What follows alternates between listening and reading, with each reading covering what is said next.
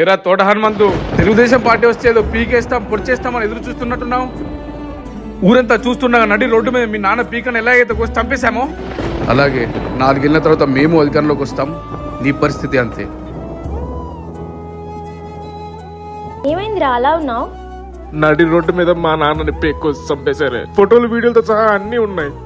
మన తెలుగుదేశం పార్టీ వచ్చిన తర్వాత మా నాన్న చావుకి న్యాయం చేస్తుంది అనుకున్నాను. అసలు పట్టించుకోవట్లేదు. తెలుగుదేశం పార్టీ పట్టించుకోవట్లేదని ఎవరు చెప్పారు? చంద్రయ్య గారు చనిపోయినప్పుడు బాబు గారు వచ్చి సొంత తమ్ముడులా ఆయన పాడమోశారు. అలాంటి తమ్ముడికి అన్యాయం జరిగితే అన్న ఊరుకుంటాడా?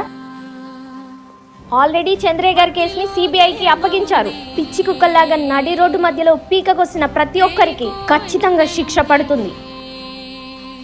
నమ్మి ఓటేసిన ఓటర్లని, నమ్ముకున్న కార్యకర్తలని విడిచిపెట్టే పార్టీ కాదు మన తెలుగుదేశం పార్టీ. జీవితం సాగనుంది.